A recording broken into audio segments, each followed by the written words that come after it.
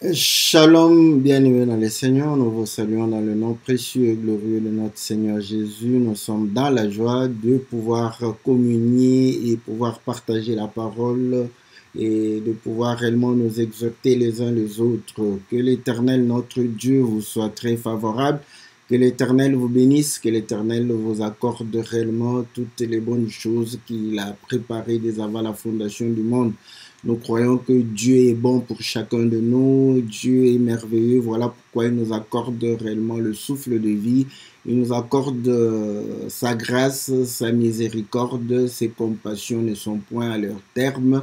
Dieu nous donne le temps de pouvoir réellement nous enrichir de la parole, il nous donne le temps de pouvoir réellement accomplir cette volonté pour pouvoir réellement briller dans ce monde des ténèbres et pouvoir témoigner qu'il a accompli l'œuvre de la croix pour pouvoir racheter chacun de nous de la vaine manière de vivre et que chacun puisse réellement se donner au Seigneur et vivre pour le Seigneur.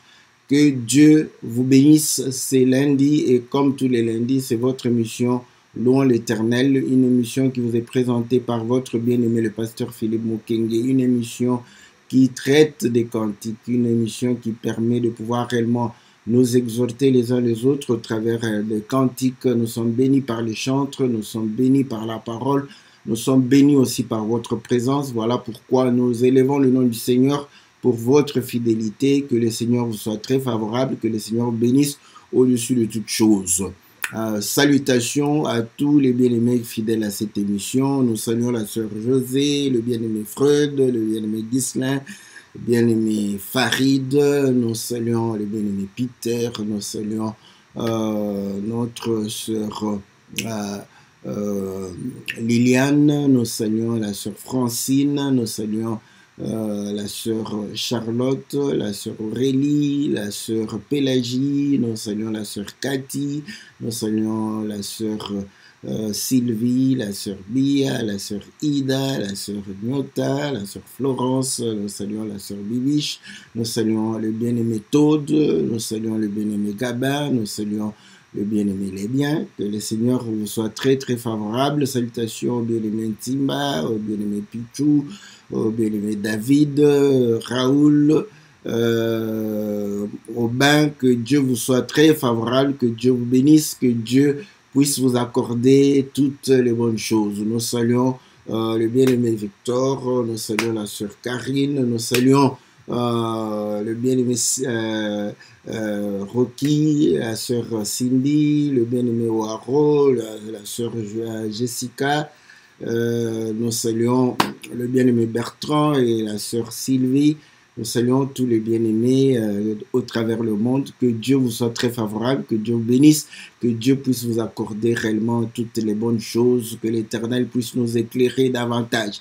Comme vous le savez, c'est votre émission Louons l'Éternel. Dans l'émission Louons l'Éternel, nous passons, n'est-ce pas, un cantique et après le cantique, nous essayons de nous exhorter selon le sujet.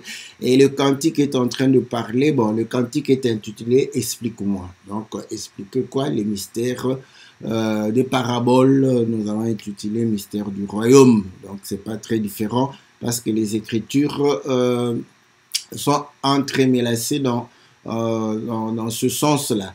Voilà, bien-aimés dans le Seigneur, nous allons faire comme d'habitude, suivre le cantique. Après le cantique, nous allons revenir dans notre studio virtuel pour pouvoir réellement partager la parole du Seigneur. Nous saluons les bien-aimés de Cap Town, n'est-ce pas, avec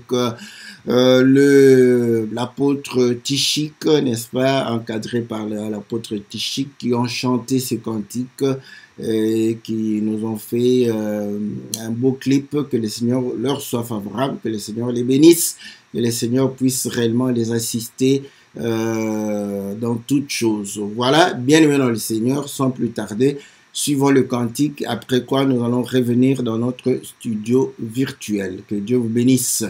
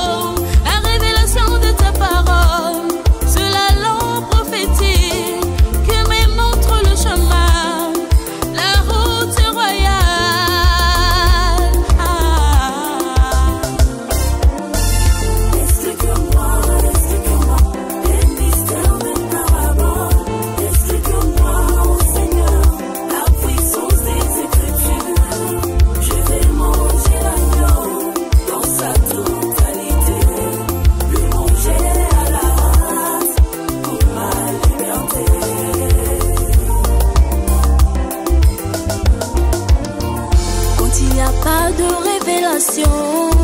Le peuple sans frère, quand la lampe sous le boisseau.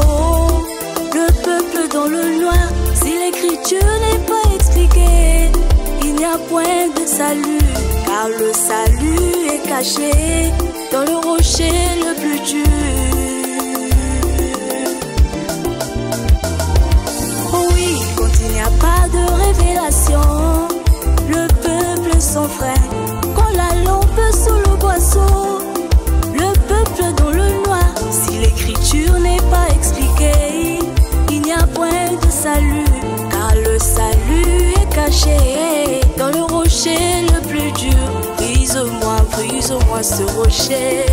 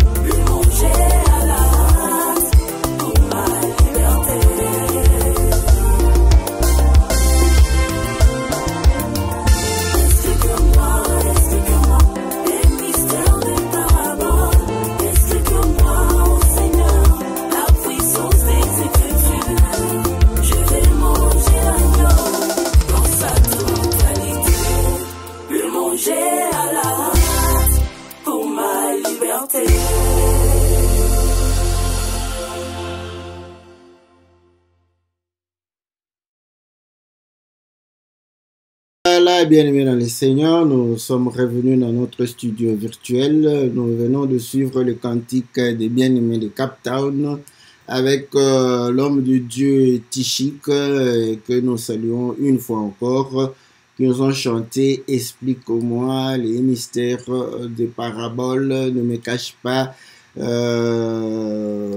les mystères de la création ». N'est-ce pas, pour montrer que les Écritures, la puissance des Écritures est réellement dans la révélation de la parole. Voilà pourquoi nous mangeons l'agneau tout entier à la hâte pour notre liberté. Nous avons besoin des richesses des grandes eaux. La révélation est une lampe prophétique. Et quand il n'y a pas de révélation, le peuple s'enfreint vers l'abîme. Et lorsqu'on allume une lampe et on la met sous le boisseau, le peuple est dans les ténèbres. Voilà, pas d'explication, pas de salut. Voilà, donc la connaissance anéantit la mort et l'ignorance amène la mort. Voilà. Bien-aimés dans le Seigneur, le cantique de notre des bien-aimés qui sont à Cape Town. Bon, avant cela, nous allons aussi annoncer, je l'annonce déjà, à tous les bien-aimés qui sont en Amérique, au Canada, aux États-Unis, donc le 15, donc du 13 au 15, le 13, le 14, le 15, à Kentucky, n'est-ce pas, à Florence, nous allons avoir un séminaire avec des hommes de Dieu venus de l'Afrique, de l'Europe, de l'Amérique, de l'Océanie, pour pouvoir louer le nom de notre Seigneur. Et nous invitons tous les bien-aimés qui sont aux États-Unis, au Canada, de pouvoir réellement participer à cette grande fête. Nous savons que vous pouvez avoir le travail et tout, mais donnez un peu de temps au Seigneur. Le Seigneur vous bénira et il bénira le travail que vous faites tous les jours. Donc, nous rappelons que effectivement le 13, le 14, le 15 octobre, nous serons aux États-Unis et par la grâce de Dieu, les chantres de l'Éternel de Dordrecht seront là pour pouvoir réellement communier avec les saints afin de pouvoir réellement élever le nom de notre Seigneur Jésus. Donc, que Dieu vous soit très favorable. Priez pour nous pour que réellement le nom de l'Éternel soit élevé et glorifié et que la communion soit réellement un moment de bénédiction pour tout un chacun de nous. Voilà, bien-aimés dans le Seigneur, nous avons pris ce cantique. Pourquoi? Parce que ce cantique est, comme on peut le dire, atypique. Voilà. Donc, pourquoi? Parce que très souvent aujourd'hui, vous allez voir que nous avons tendance à pouvoir demander à Dieu de résoudre nos problèmes au quotidien. Donc, effectivement, lorsque nous sommes dans des problèmes, lorsque nous sommes dans des difficultés, lorsque nous sommes confrontés à des fléaux, des calamités, des détresses, nous avons besoin que le Seigneur puisse nous secourir, nous délivrer, nous guérir, que le Seigneur puisse réellement apporter la solution aux problèmes quotidiens. Mais ici, vous allez voir que c'est un cantique qui demande réellement la lumière des Écritures, un cantique qui demande l'explication de la parole, un cantique qui réellement nous permet de nous oublier nous-mêmes. Et vous allez voir que de tels cantiques, quand on est charnel, on ne va pas beaucoup aimer. Voilà. Quand on est spirituel, on aime. Vous allez comprendre que ceci, n'est-ce pas, trouve plus de valeur à des gens qui ont des préoccupations sur le plan spirituel, qui veulent avancer, n'est-ce pas, sur le plan spirituel, qui veulent avoir une meilleure communion avec Dieu, qui veulent accomplir la volonté de Dieu, qui veulent accomplir la parole de Dieu. Allez voir que la demande, n'est-ce pas, ne sera basée que sur cela. Et nos cantiques, généralement, se basent sur la parole de Dieu, sur les mystères du royaume, sur réellement l'enseignement de notre Seigneur. Et généralement, on entend cette autre son de cloche pour dire que mais il faut chanter la vie quotidienne. Oui, la vie quotidienne fait plaisir plus à la chair que à l'esprit. Voilà. Ceci, vous allez comprendre que n'est pas très différent par rapport, parce que nous parlons du royaume. Prenons quelques écritures qui vont pouvoir nous permettre de pouvoir réellement demeurer dans les Écritures. Dans Matthieu chapitre 13, dans Matthieu chapitre 13, vous allez comprendre que le Seigneur dit ceci. Nous sommes au premier verset. Voilà. La Bible dit ceci. Voilà. Ce même jour, Jésus sortit de la maison et s'assit au bord de la mer. Une grande foule s'étant s'assembler auprès de lui, il monta dans une barque et il s'assit. Toute la foule s'était née sur le rivage. Il leur parla en parabole sur beaucoup de choses et il dit: un semeur sortit pour s'aimer. Comme il s'aimait, une partie de la sémence tomba le long du chemin.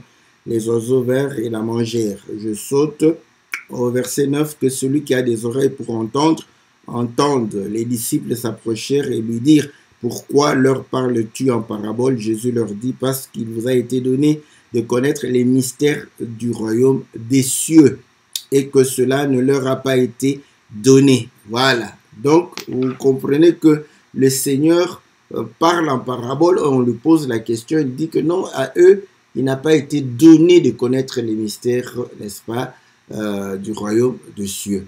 Mais à vous, il vous a été donné de connaître. Mais à eux, qu'est-ce que Dieu leur a donné?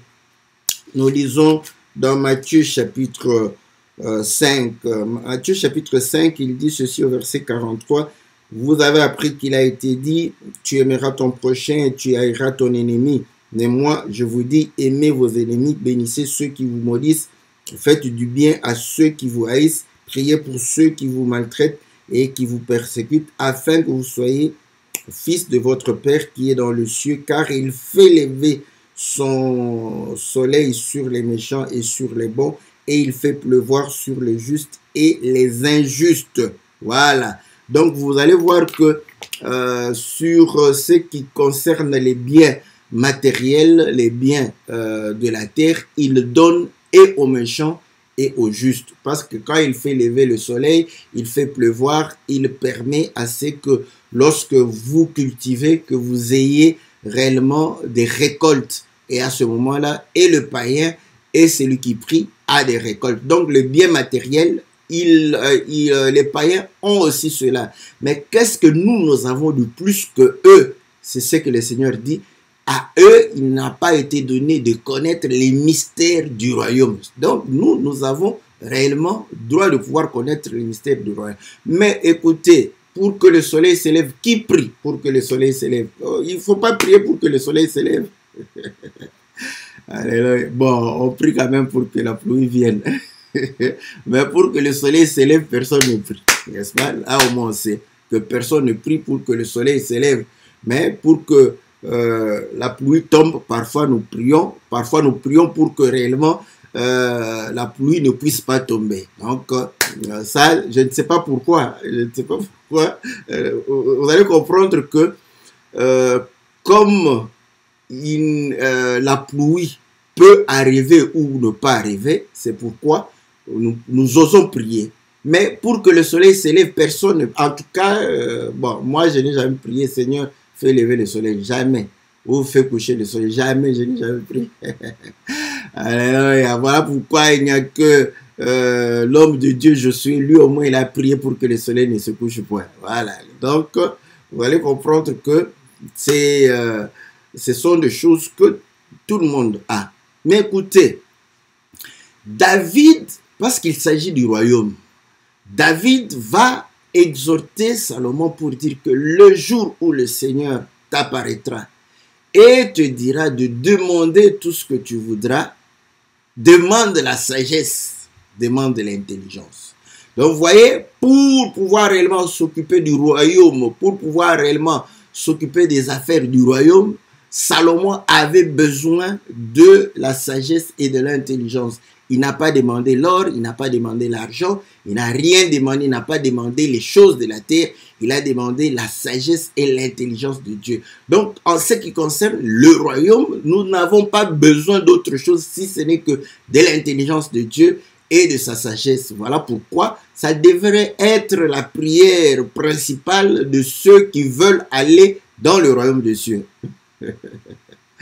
Mais cependant, vous allez comprendre que très peu d'entre nous, n'est-ce pas, se préoccupent de choses, n'est-ce pas, concernant le royaume de Dieu. Mais pour pouvoir réellement aller dans le royaume de Dieu, il faudrait connaître les choses du royaume de Dieu. Écoutez, la nature elle-même ne vous enseigne-t-elle pas? Lorsque vous voulez voyager, vous avez besoin de connaître les informations par rapport au pays où vous voulez réellement avoir votre séjour. Ouais, donc à ce moment-là, vous vous dites, qu'est-ce que je dois avoir pour entrer dans ce pays? Qu'est-ce qu'il m'exige? Quelles sont voilà, les conditions pour que je puisse aller? Quand vous remplissez ces conditions, vous avez le droit de pouvoir y entrer. Voilà. Qui se préoccupe réellement des conditions pour entrer dans le royaume? On comprend que ce n'est pas à force de biens. Le Seigneur n'a-t-il pas dit que la valeur d'un homme ne dépend pas des biens qu'il possède? Donc, les biens de la terre ne nous fait point entrer dans le royaume. Le fait d'être bien sur cette terre n'est pas une garantie dans le royaume. Donc, à ce moment-là, pour s'occuper du royaume de Dieu, pour s'occuper d'Israël, le peuple de Dieu, pour s'occuper de la nation de Dieu, Salomon a demandé la sagesse. Bon, lui, il était conducteur, mais nous aussi, pour pouvoir participer n'est-ce pas, aux choses de Dieu, pour pouvoir participer dans le royaume de Dieu, être utile pour le royaume de Dieu, nous devons avoir l'intelligence et la sagesse pour que nous soyons utiles, n'est-ce pas, dans le royaume. Donc voilà, ça explique réellement le désir que les frères et les sœurs de Cape Town, au travers le cantique, ont exprimé. N'est-il pas dit dans la parole de Dieu, n'est-ce pas, lorsque le Seigneur parlait à Ève, lisons l'écriture, j'aime bien cette écriture parce que nous l'avons toujours lue dans un sens, mais j'aimerais que nous puissions la lire de plus en plus dans le sens que nous allons aborder. La Bible dit ceci, au verset 16 de Genèse 3, il dit à la femme, j'augmenterai la souffrance de tes grossesses, tu enfanteras avec douleur et tes désirs se porteront vers ton mari, mais il dominera sur toi. Tes désirs se porteront vers ton mari. Nous avons toujours lu dans ce sens que voilà, j'ai besoin de voitures, j'ai besoin de chaussures, j'ai besoin de ceintures, j'ai besoin de vêtements, j'ai besoin de manger hamburger, j'ai besoin de pouvoir réellement me promener, voyager, j'ai besoin de guérison, j'ai besoin de ceci. Tous ces désirs doivent tourner vers le Seigneur. C'est pas mauvais, c'est bien. Voilà. Mais vous allez comprendre aussi que quand vous appréciez quelque chose, vous désirez, voilà, que ce désir-là puisse se tourner vers le Seigneur. C'est-à-dire que nos envies puissent réellement tourner vers le Seigneur. C'est aussi cette lecture. C'est-à-dire que ce n'est pas mes besoins seulement, mais c'est-à-dire que le Seigneur crée en toi des envies et des désirs. Comme lorsque tu n'es pas encore marié et que tu vois une belle femme passer, n'est-ce pas? Tu la désires, voilà. Vous voyez? Donc, elle crée en toi le vouloir de pouvoir s'attacher à elle, de pouvoir parler, de pouvoir l'accompagner. C'est ça les désirs qui doivent tourner vers le Seigneur. Or, ces désirs-là doivent être les désirs qui concernent le Seigneur, qui ne te concernent pas. Voilà, ça sont des exemples que nous donnons. Donc, vous allez comprendre que le Seigneur crée en nous un certain désir. Voilà pourquoi ces désirs-là, ce sont les désirs de l'esprit. Vous voyez?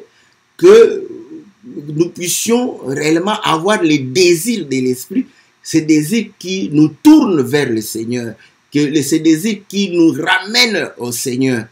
Pas seulement les besoins exprimés comme désir, nos besoins nous exprimés à Dieu comme désir. Donc vous voyez que effectivement le désir d'ici, c'est de pouvoir connaître l'homme. Je veux te connaître, je veux comprendre ce que tu me dis. Voilà pourquoi dit que ne me prive pas des richesses, n'est-ce pas, des grandes eaux. Quelles sont ces grandes eaux? Nous allons lire l'écriture. Nous aimons bien les cantiques des saints parce que ce sont des cantiques qui nous permettent réellement de pouvoir avoir beaucoup d'explications.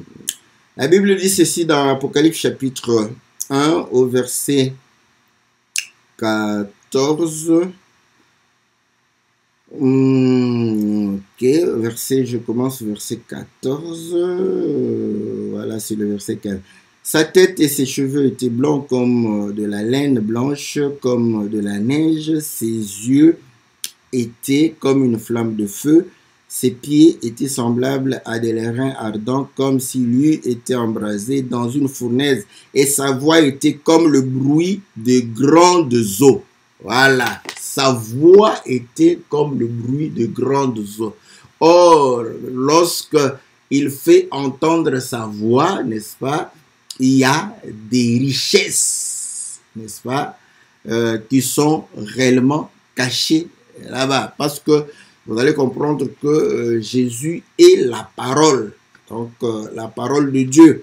Et Colossiens nous démontre dans le livre de Colossiens au chapitre 2, on dit ceci au verset 2. Afin qu'ils aient le cœur rempli de consolation, qu'ils soient unis dans la charité, enrichis d'une pleine intelligence pour connaître le mystère de Dieu, savoir Christ, mystère dans lequel sont cachés tous les trésors, toute la richesse de la sagesse et de la science. Voilà. Donc la voix, n'est-ce pas, cette voix qui est la parole, parce qu'Apocalypse chapitre 19 démontre que son nom c'est la parole. Donc cette voix, c'est la voix de grandes eaux. Qui sont ces grandes eaux? Apocalypse chapitre 14 va pouvoir réellement nous donner la lumière. On dit ceci. Apocalypse chapitre 14 au verset 2. J'ai entendu du ciel une voix comme un bruit de grosses eaux, comme le bruit d'un grand tonnerre. Voilà. Donc, vous allez comprendre que ici, les grosses eaux qui produisent un tonnerre. Quelles sont ces grosses eaux? Au commencement, Dieu créa les cieux et la terre était informe et vide. Dieu dit que la lumière soit, la lumière fut. Il y a un soir, il y a un matin, ce fut le premier jour. Dieu sépara les eaux d'en haut avec les eaux d'en bas. Les eaux d'en haut, lorsque les eaux montent, les eaux deviennent une vapeur. Et ces eaux deviennent des nuées. Et ces nuées, vous allez comprendre que quand ce sont de grosses nuées, ce sont de grosses eaux. Hein, et vous allez comprendre que quand ça devient sombre et ça produit des éclairs et des tonnerres. Ah. Est-ce qu'on comprend? Voilà, la voix, n'est-ce pas, de grosses eaux, de grandes eaux, c'est cette voix de tonnerre. Voilà. Or, quand il y a tonnerre, Apocalypse chapitre 10 nous dit ceci. Apocalypse chapitre 10, au verset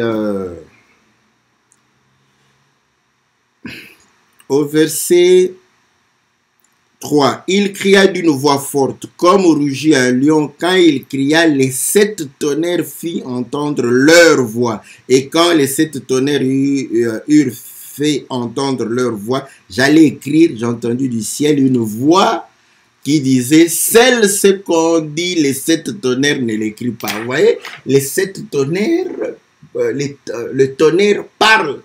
Mais pour que nous ayons le message, il faut que quelqu'un entende.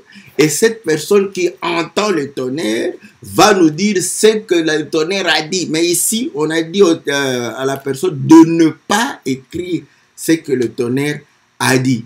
Mais écoutez, vous allez comprendre que dans le livre de Exode au chapitre 20, si je ne me trompe pas, Exode chapitre 20, la parole de Dieu dit ceci. Exode chapitre 19, au verset 18. La montagne de Sinaï était toute enfumée, parce que l'Éternel y était descendu au milieu du feu. Cette fumée s'élevait comme la fumée d'une fournaise. Toute la montagne tremblait avec violence. Le son de la trompette retentissait de plus en plus forte.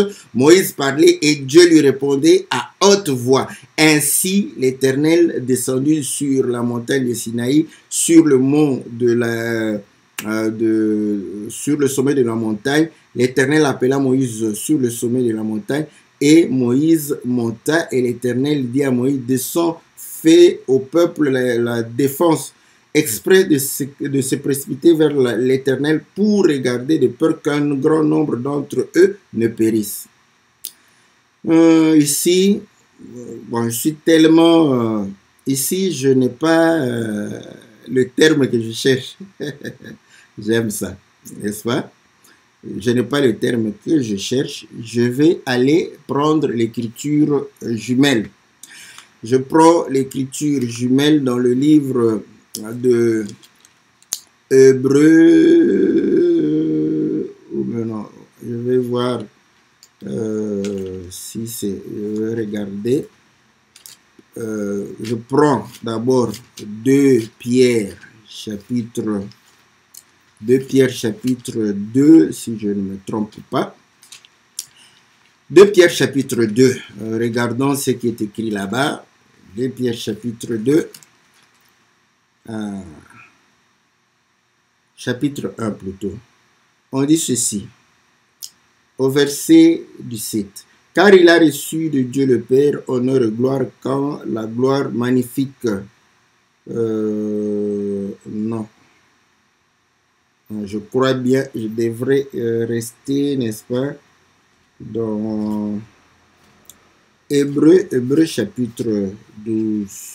J'avais la bonne intuition déjà. Hébreu chapitre 12, que dit Hébreu chapitre 12, voilà.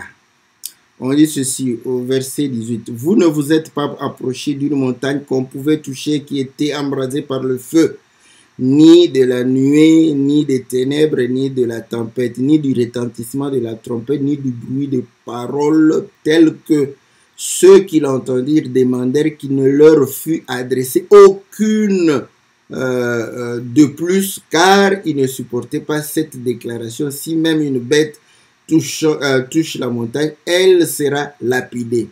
Et ce spectacle était si terrible que Moïse dit, je suis épouvanté et tout tremblant.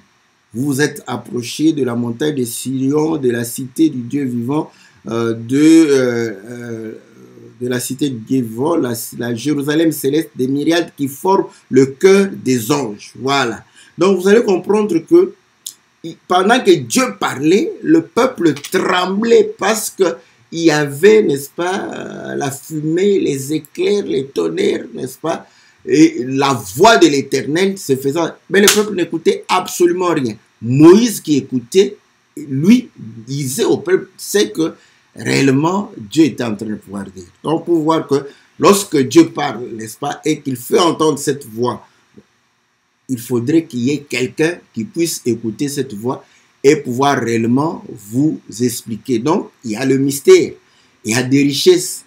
Et ainsi, quand le Seigneur parle, vous allez comprendre que le Seigneur est en train de parler, n'est-ce pas? Il parle en parabole, on lui pose la question, il dit, parce qu'il ne leur a pas été donné de connaître les mystères, n'est-ce pas, du royaume. Donc, on comprend que, mais à nous, il nous a donné l'explication, n'est-ce pas? Donc, l'explication nous donne réellement le salut. Voilà pourquoi ils ont dit, s'il n'y a pas d'explication, il n'y a pas de salut. Donc, c'est clair. Nous avons deux exemples. Premier exemple, c'est lorsque Pharaon va avoir un songe, message de Dieu. Dieu parle tantôt d'une manière ou d'une autre. Il peut parler par des songes, des visions, par voix audible, n'est-ce pas, par prophétie, n'est-ce pas, par prédication. Mais c'est l'homme qui ne fait pas attention de la manière dont Dieu parle. Dieu a parlé par songe et vous allez comprendre que le Pharaon ne comprenait absolument rien. Qu'est-ce qui arrivait? C'était la mort. Parce qu'il y avait 7 années d'abondance et 7 années de famine. La mort allait engloutir la vie. Maintenant, tant qu'il n'y avait pas d'explication, il y avait le pays tout entier était sous la menace de la mort. La mort pesait sur tout un pays. C'est l'explication du songe qui va donner réellement le salut au peuple. Voilà pourquoi lorsque Joseph va expliquer, et là Pharaon va dire, ok, en tout cas nous ne voyons pas quelqu'un qui peut avoir le pouvoir parce que l'explication te donne aussi le pouvoir. Voilà, tu cherches le pouvoir, tu as le pouvoir. Quand tu as la science, tu as le pouvoir. Voilà. Quand tu as sur le plan spirituel, quand tu as la science, tu as le pouvoir sur les démons, les sorciers. Et vous allez voir qu'ils ne te feront rien parce que tu as la science, n'est-ce pas, divine. Mais par rapport à la vie de tous les jours, quand tu as aussi la science, tu auras le pouvoir, tu pourras agir, tu pourras réellement te procurer, n'est-ce pas, des solutions. Tu vas éloigner la famine, la disette, tu vas éloigner la mort. Parce que tu as la connaissance, parce que tu as la science. Voilà. Donc, ceux qui ont la science, ils éloignent la mort. Voilà pourquoi ils soignent les maladies, tout ça. Même les maladies les plus difficiles à soigner. Mais avec la science, plus ils connaissent, ils maîtrisent, ils soignent cela. Voilà, j'aime bien. Donc, on comprend que la connaissance te donne une vie saine, une vie n'est-ce pas, du royaume. Voilà pourquoi tu seras loin du péché, loin de toutes ces choses, parce que tu connaîtras les manœuvres de l'ennemi, comment l'ennemi agit, n'est-ce pas, pour pouvoir réellement résister l'ennemi. Donc voilà, donc la connaissance, cette connaissance, voilà pourquoi nous demandons la connaissance, pas d'explication, pas de salut. Deuxième témoignage, à Babylone, Nabuchodonosor reçoit le message de Dieu, il oublie le songe. Bon, quand tu oublies le songe, tu n'as même pas l'explication. Lui, très clair, comme là-bas le message le concernait, il dit, si vous ne donnez pas l'explication, vous serez réellement tous mis à mort. Donc sans explication, tous les sages, n'est-ce pas, de Babylone étaient sous la menace de la mort. C'est l'explication du songe. Le songe et son explication qui a réellement détourné la mort sur tous les sages. Donc vous voyez, pas d'explication, pas de salut. Quand il y a l'explication, il y a le salut. La mort est anéantie par l'explication de la parole. Troisième, Ève, n'est-ce pas, avait le commandement. Voilà. Mais n'avait pas l'explication. Vous voyez? Oh non, vous voyez, aimer Dieu, Dieu a mis le bien et le mal, fais ton effort pour garder le bien. Oui, tu peux faire l'effort de garder le bien. Mais si jamais on te donne une explication où le mal devient bien, tu vas pouvoir agir. Parce que tu vas te dire que je dois m'enrichir. Parce que qui ne veut pas s'enrichir? Vous allez comprendre que la découverte de nouvelles choses, quand tu, même sur le plan culinaire, quand tu peux manger, n'est-ce pas, d'autres plats, n'est-ce pas, d'autres cultures.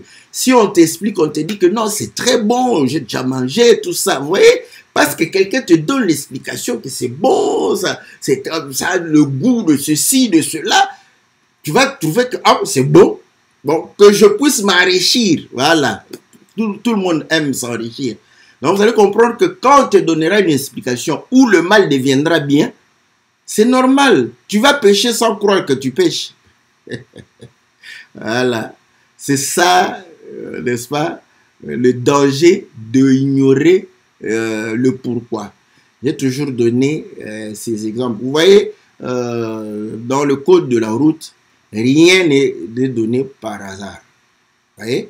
On vous dit, dans la ville, il faut rouler à 50. Vous croyez que c'est par plaisir? Non, ce n'est pas par plaisir. Ouais, bah, tu vas te demander, mais pourquoi je dois rouler à 50? Je peux rouler à 70, à 70. Oui, tu peux rouler à 70, à 70, mais si jamais un enfant sort du coup comme ça, vous voyez? Donc, il y a une explication. Ce n'est pas par plaisir. Ils ont trouvé que non, l'accident peut vite arriver parce que les gens circulent et les enfants circulent. Donc, si vous avez une grande vitesse, quand vous cognez, ce sont des dégâts. Vous voyez, pour prévenir. Voilà pourquoi aujourd'hui, on réduit même à 30. Et je vous dis, bon, quand toi tu es pressé, tu trouves que... Mais si jamais tu commets un accident, tu vas remercier ceux qui ont dit qu'il faut rouler à 30. Parce que là, on va amener le petit à l'hôpital et après on te dit, oh, il n'y avait rien, quelques égratignures, tout ça. Tu vas glorifier le Seigneur. Oh Seigneur Jésus, c'est toi, c'est toi. Et si tu es un homme trop zélé, tu dis, voilà pourquoi quand j'avais mis le sang de Jésus sur la route, ça a protégé, j'allais tuer un enfant. Mais il y a des gens qui ont réfléchi. Voilà. Donc, vous allez comprendre que quand on connaît les explications des choses, n'est-ce pas, on applique cela assez facilement. Voilà. On applique facilement. Pourquoi les gens mangent avec comment on appelle ça, les cuillères, les couverts, tout ça, voilà. Vous croyez c'est pour le plaisir? Non, ça fait moins de microbes. Vous voyez? Parfois, ils n'ont pas le temps d'aller laver les mains. Voilà pourquoi ils ont utilisé. Mais toi, tu vas te dire, oh, mais pourquoi ils mangent? C'est quoi ça? Mais vous allez comprendre que c'est plus hygiénique, n'est-ce pas, de pouvoir manger avec il y a une expression, ceux qui font le restaurant, j'espère que c'est le couvert, je crois que c'est l'assiette plus bon. Je crois aussi que c'est aussi tout cela, fourchette, tout. Donc, vous voyez, Mais maintenant, quand tu manges avec la main, tu dois bien te laver les mains. Hein? Bien te laver les mains. Il ne faut pas juste mettre un peu d'eau comme ça. Il faut bien te laver les mains pour pouvoir manger. Donc, il y a toujours une... Quand on connaît l'explication, personne ne va te dire ah, mange avec les assiettes, avec les cuillères et autres, ou mange les couverts, mange avec les mains. Personne. Toi-même, tu vas te décider de pouvoir. Bon, avec les trucs là, parfois, ça retarde. Voilà pourquoi nous préférons manger avec les mains. Là, je trouve que non, bon, la forme de la viande est compliquée avec le couteau et la cuillère. Je lave les mains et je mange avec mes mains. Je tiens très bien parce que, voilà. Donc, quand on a l'explication, on éloigne la mort. Quand tu es malade, on ne sait pas pourquoi tu es malade. Ah, tu vas prier le Seigneur. Je te dis que, mais dès que le médecin te dit que, ah, nous savons pourquoi tu es malade, tu as de l'espoir, tu as de l'espérance. Parce qu'ils savent. Et parce qu'ils savent, vous allez comprendre que ils vont poser des actes en fonction de ce qu'ils ont su. Voilà, la médecine se repose sur le diagnostic. Il faut voilà, trouver la cause. Chercher le pourquoi. Alléluia. Mais quand je parle de ça, oh, mais pourquoi tu parles de médecin? Mais Jésus n'a-t-il pas dit que les malades cherchent, ont besoin de médecins? Il s'est identifié comme médecin. Mais comment lui, il va les soigner? Il doit savoir quelle est la cause de leur maladie pour pouvoir apporter, n'est-ce pas, le remède qu'il faut. N'est-ce pas qu'on il a dit que vous allez appliquer médecin, guéris-toi toi-même. Hein? Donc, voilà pourquoi ils se disent que si tu es médecin, quand tu es malade, tu sais pourquoi tu es malade, tu peux te guérir. Donc, quand tu vas chez le médecin et que le médecin te dise que oh, je n'ai rien trouvé, tout ça, là tu vas croire aux sorciers. Tu vas croire aux sorciers. Hein? Tu vas dire, oh non, non, ça sont les sorciers qui sont en train de pouvoir réellement déranger ma vie. Pourquoi? Parce que le médecin ne trouve pas la cause, le pourquoi. Une fois qu'il trouve la cause, le pourquoi, il va trouver comment, n'est-ce pas, remédier à cela. Vous voyez l'évangile de pourquoi, comment, quand. Voilà pourquoi il va te dire, tu vois, il faut appliquer, tu prends le médicament le matin, à midi et le soir. Le pourquoi, le comment, le quand. J'ai droit d'aller là-bas. C'est comme ça que moi je prêche. Pour que vous puissiez comprendre que Jésus étant le médecin, pour ta guérison, il répond au pourquoi, au comment, au quand. Quand est-ce qu'il... Voilà pourquoi il dit que un bon ouvrier, c'est celui qui apporte la nourriture au temps convenable. Le quand, au temps convenable. Tu dois apporter le remède au temps convenable. Parce que si il prend trop de capsules, ça sera l'overdose.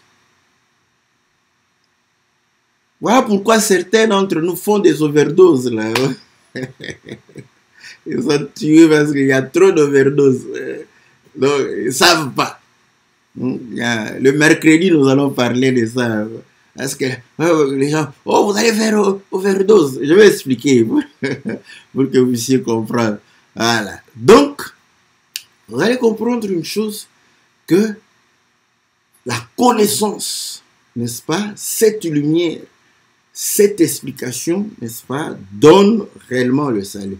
Et l'écriture, ils ont utilisé cette écriture que j'aime bien, que le Seigneur a dit à ses disciples. Nous sommes dans Matthieu chapitre 5, il dit ceci. Matthieu chapitre 5, au verset 14. Vous êtes la lumière du monde. Une ville située sur une montagne ne peut être cachée. Et on n'allume pas une lampe pour la mettre sous le boisseau, mais on la met sur le chandelier et elle éclaire tous ceux qui sont dans la maison. Voilà.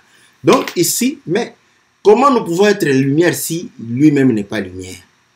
Voilà pourquoi Jean, n'est-ce pas, va pouvoir dire ceci dans Jean chapitre 1. Nous ne tenons notre lumière que de Jésus. Donc, on ne peut pas parler de nous sans que lui-même ne soit lumière. On dit ceci, Jean chapitre 1, verset 5. La lumière, lui, dans les ténèbres, et les ténèbres ne l'ont point reçu. Il y eut un homme envoyé de Dieu. Son nom était Jean. Il vint pour servir de témoin, pour rendre témoignage à la lumière, afin que tous crussent par lui. Il n'était pas la lumière, mais il parut pour rendre témoignage à la lumière. Jean chapitre 5. La Bible dit ceci. Le Seigneur dit, au verset 32, « Il y en a un qui rend témoignage de moi, et je sais que le témoignage qu'il rend de moi est vrai. Vous avez envoyé vers Jean, il a rendu témoignage à la vérité. Pour moi, ce n'est pas d'un homme que je reçois le témoignage, mais je dis ceci afin que vous soyez sauvés. Jean était la lampe qui brûle et qui luit, et vous avez voulu vous réjouir 1 heure à sa lumière. » Donc Jésus est la lumière. Jésus est la lumière. Alléluia. Au commencement était la parole était avec Dieu, la parole était Dieu. La parole, n'est-ce pas, on dit, elle est la vie des hommes. En elle était la vie, et cette vie est la lumière, n'est-ce pas, des hommes. Cette lumière, on dit, n'est-ce pas, s'est faite chair. Donc, une lumière qui a un corps pour être porté, ce corps-là, ça s'appelle lampe. Donc, quand la Bible dit que elle s'est faite chair, on comprend que Jésus était une lampe, n'est-ce pas? En lui était la lumière. Voilà. Donc c'est lui la lumière, c'est lui la lampe, c'est lui la lumière. Maintenant vous allez comprendre qu'on dit, quand vous allumez une lampe, Jésus c'est la lampe. Quand vous l'allumez, il ne faut pas mettre, ça, ce qu'il a dit là, on va se dire, mais est-ce que qui va pouvoir faire ça? Et pourtant, chaque jour ici, les gens font cela. Ils allument, Jésus qui est la lumière, ils allument. Quand nous lisons les Écritures, nous parlons de Jésus, non? Voilà, c'est comme allumer la... Au lieu maintenant de mettre sur le chandelier pour que ça éclaire toute la main, on prend Jésus, on met sous le boisson. On commence à parler des hommes, vous voyez, il y a des gens ici, vous voyez, la parole de Dieu, mais vous prenez, au lieu de parler de la lampe que vous avez allumée, vous l'avez mise sous le boisseau, et vous commencez à parler des hommes. Le peuple sera dans les ténèbres. Voilà comment beaucoup de gens laissent le peuple dans les ténèbres. Parce que les gens vont dire, mais comment on est dans les ténèbres? Nous lisons les Écritures. Oui, vous avez lu les Écritures. Vous avez parlé de Jésus. Vous avez allumé la lampe. Mais maintenant, vous mettez la lampe sous le boisseau. Voilà. Vous commencez à parler de vous-même, de vos mariages, de vos réussites, de vos promotions, Le peuple est dans les ténèbres. Pourquoi? Parce que ce que vous leur enseignez, les yeux sont tournés que sur la terre. Maintenant, ce qui concerne le royaume, quand est-ce qu'ils vont entendre ça? Voilà pourquoi ils n'aiment pas le royaume.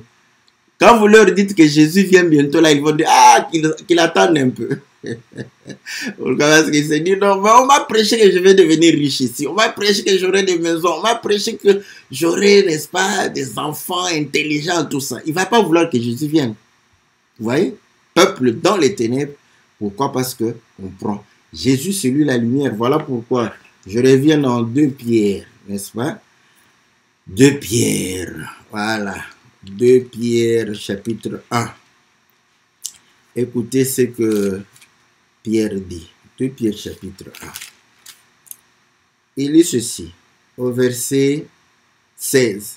Ce n'est pas en effet en suivant des fables habilement conçues que nous vous avons fait connaître la puissance et l'avènement de notre Seigneur Jésus, mais c'est comme ayant vu sa majesté de nos propres yeux. Oui, il savait que les gens aujourd'hui, au lieu de prêcher la parole de Dieu, ils vont des fables. Vous savez, j'étais une fois aux États-Unis, j'étais au Canada. Nous attendons que tu nous parles du royaume, mais toi, tu nous parles de tes voyages. Nous attendons que tu nous parles du royaume, tu nous parles comment tu as reçu, n'est-ce pas, d'une femme, un don de $5000 parce que tu as prié pour elle. Ok, c'est bon, voyez. Nous attendons l'explication parce qu'ici, les désirs dont nous exprimons, ce sont les désirs de l'esprit. Parce que les désirs de... Bon, je ne parle pas pour les besoins de la chair. Parce que si je parle des désirs de la chair, les besoins de la chair, n'est-ce pas? Nous les avons.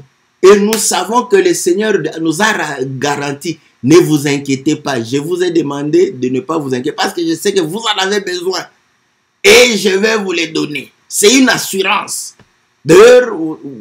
Si on est trop radical, on ne peut même pas prier pour les choses de la terre.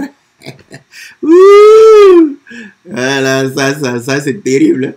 Okay. Oh, comment on ne va pas prier pour les choses de la terre? Mais franchement, si tu es trop radical, tu vas dire que non, tous les problèmes, il voit, il connaît mes difficultés, il connaît tout ce que moi je vais prier, c'est pour le royaume. Tu n'as pas péché. Et le Seigneur, comme Salomon n'a pas demandé les choses de la terre. Et Dieu il a dit, je vais te donner, même, lui, il a reçu même les femmes. Ça c'est bon. Vous voyez? Donc, vous allez comprendre que les gens conçoivent des fables. Écoutez, il dit, car il a reçu de Dieu le Père honneur et gloire, quand la gloire magnifique lui fit entendre une voix qui disait, celui-ci est mon fils, bien-aimé en qui j'ai mis toute mon affection. Et nous avons entendu cette voix venue du ciel lorsque nous étions avec lui sur la sainte montagne.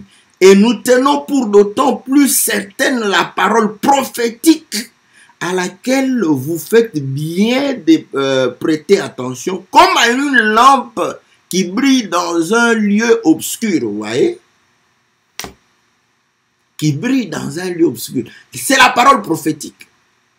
Mais quand vous allumez, il ne faut pas mettre sous le boisseau. Donc, il ne faut pas prendre cette parole et lier ça d'abord aux hommes. Vous prenez ça, vous mettez sous le boisseau. On va lire ça, vous allez comprendre que c'est comme ça que l'Écriture explique. Voilà. Jusqu'à ce que le jour vienne apparaître et que l'étoile du matin s'élève dans vos cœurs. Sachant tout d'abord, il explique, voilà. Si vous savez, sachant tout d'abord vous-même qu'aucune prophétie de l'Écriture ne peut être un objet d'interprétation particulière. Voilà.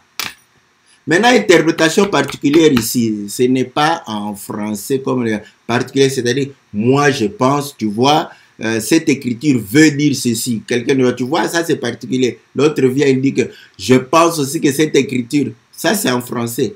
Mais, vous voyez, il dit, n'est-ce pas, que ça ne soit pas une interprétation particulière. Pourquoi? Parce qu'il est dit ceci. Car ce n'est pas par une volonté d'homme qu'une prophétie a jamais été apportée, mais c'est poussé par le Saint-Esprit que des hommes ont parlé de la part de Dieu. Ah. Donc, la prophétie de l'Écriture, on interdit une interprétation particulière. Pourquoi? Parce que c'est poussé par le Saint-Esprit. La réponse est où? Apocalypse chapitre 19.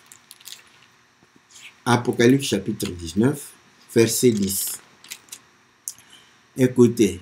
Et je tombais à ses pieds pour l'adorer, mais il me dit, garde-toi de le faire, je suis ton compagnon de service, celui de tes frères qui ont le témoignage de Jésus.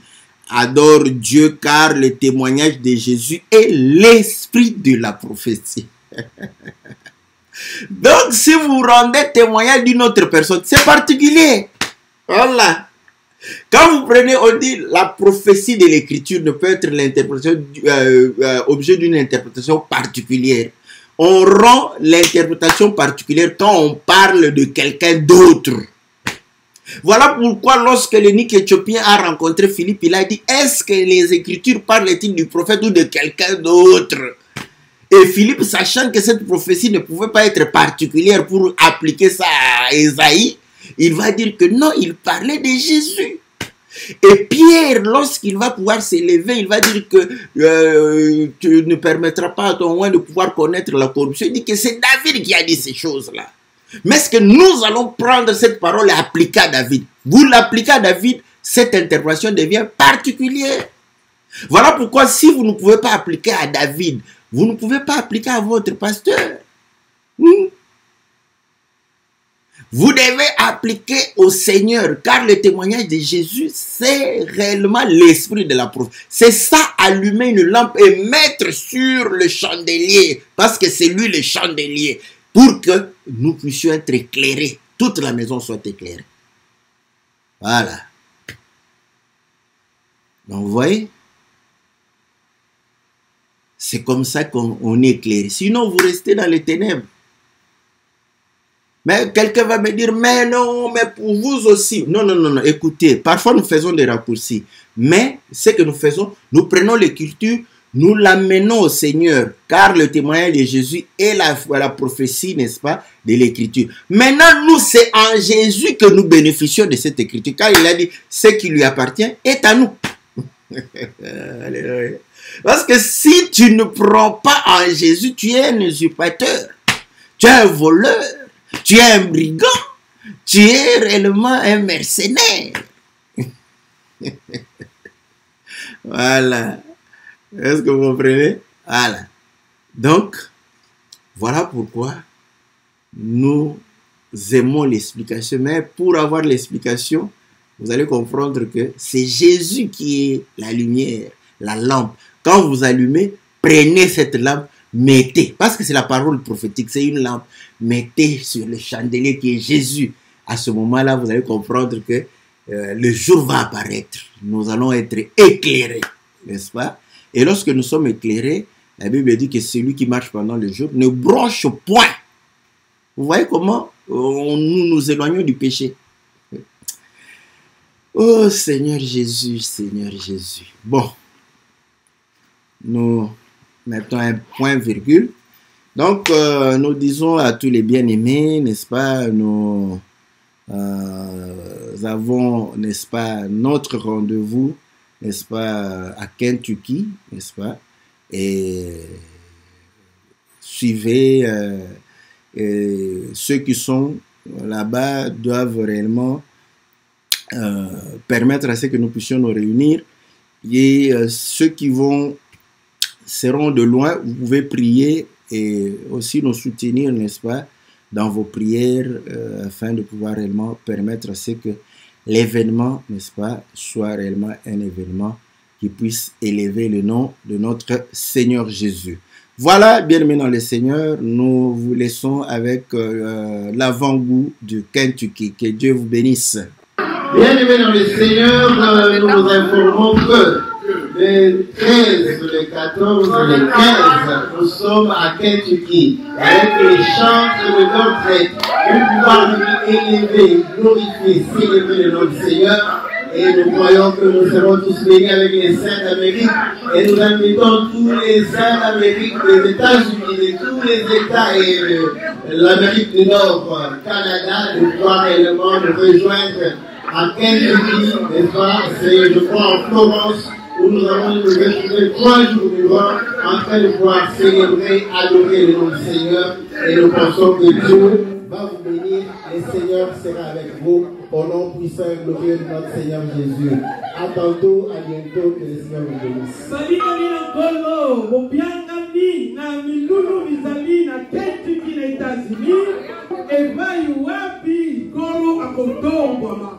Ozana ndeko na na États-Unis, pesa ye adresse na numéro de téléphone ezali koleka na se. Aya elongo na basantu bayembi ya direct okulisa kolo les 13, les 14, les 15 octobre. Que le Seigneur vous bénisse. Nzamba pambola bino.